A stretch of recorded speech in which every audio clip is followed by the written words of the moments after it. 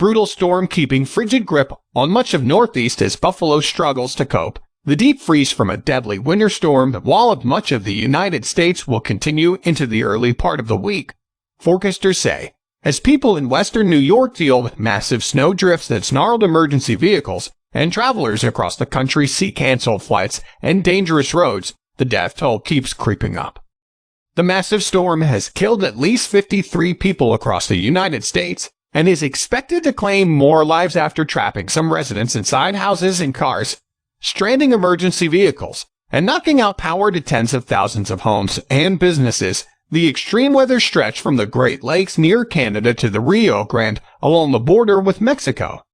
About 60% of the U.S. population faced some sort of winter weather advisory or warning, and temperatures plummeted drastically below normal from east of the Rocky Mountains to the Appalachians. The National Weather Service said Sunday the frigid Arctic air enveloping much of the eastern half of the U.S. will be slow to moderate. That's especially unwelcome news for Buffalo, which saw hurricane-force winds and snow-causing whiteout conditions that paralyzed emergency response efforts and took at least 14 lives in the city, Mayor Byron Brown's office said Monday morning. Across Erie County, where Buffalo is located, at least 25 people have died, County Executive Mark Poloncarz said at a briefing Monday. New York Gov. Kathy Hochul, who called out the National Guard, said almost every fire truck in Buffalo was stranded Saturday and implored people Sunday to respect an ongoing driving ban in the region. Officials said the airport would be shut through Tuesday morning. Huge snowdrifts nearly covered cars, and there were thousands of houses, some adorned in unlit holiday displays, dark from a lack of power. With snow swirling down untouched and impassable streets, forecasters warned an additional 1 to 2 feet of snow was possible in some areas through Monday morning amid wind gusts of 40 mph. Police said Sunday evening that there were 2 isolated instances of looting during the storm. 2 people died in their suburban Cheektowaga, New York, homes Friday when emergency crews couldn't reach them in time to treat their medical conditions. Others suffered cardiac arrest while shoveling or snow blowing, Poloncarz said, warning people with heart conditions to avoid shoveling. He urged people to stay off the roads and said it was likely the toll from the storm would still rise. Some were found in cars. Some were found on the street in snowbanks, Poloncarz said.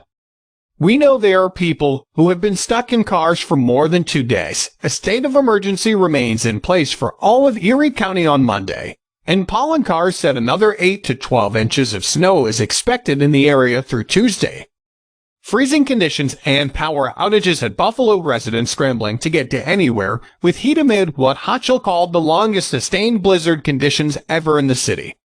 But with streets under a thick blanket of white, that wasn't an option for people like Jeremy Manahan, who charged his phone in his parked car after almost 29 hours without electricity. There's one warming shelter, but that would be too far for me to get to. I can't drive, obviously, because I'm stuck, Manahan said. And you can't be outside for more than 10 minutes without getting frostbite.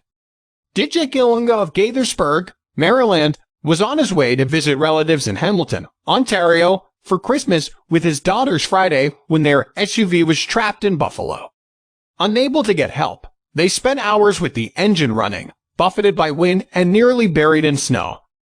By 4 a.m. Saturday, their fuel nearly gone, Gillinga made a desperate choice to risk the howling storm to reach a nearby shelter. He carried 6-year-old Destiny on his back while 16-year-old Cindy clutched their Pomeranian puppy, following his footprints through drifts. If I stay in this car, I'm going to die here with my kids, Gillinga recalled thinking. He cried when the family walked through the shelter doors. It's something I will never forget in my life. Travelers' weather woes continued, with hundreds of flight cancellations already and more expected after a bomb cyclone when atmospheric pressure drops very quickly in a strong storm developed near the Great Lakes, stirring up blizzard conditions, including heavy winds and snow. The storm knocked out power in communities from Maine to Seattle. But heat and lights were steadily being restored across the U.S. According to Power Outage Us, some 59,000 customers across the country were without power as of 6 a.m. ET Monday, down from a peak of 1.7 million. Most of those still experiencing blackouts were in Maine, and New York State concerns about rolling blackouts across eastern states subsided Sunday after PJM Interconnection said its utilities could meet the day's peak electricity demand.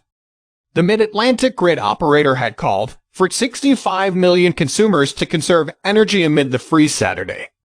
Some 1,600 U.S. flights had already been canceled as of 10 a.m. ET, according to FlightAware.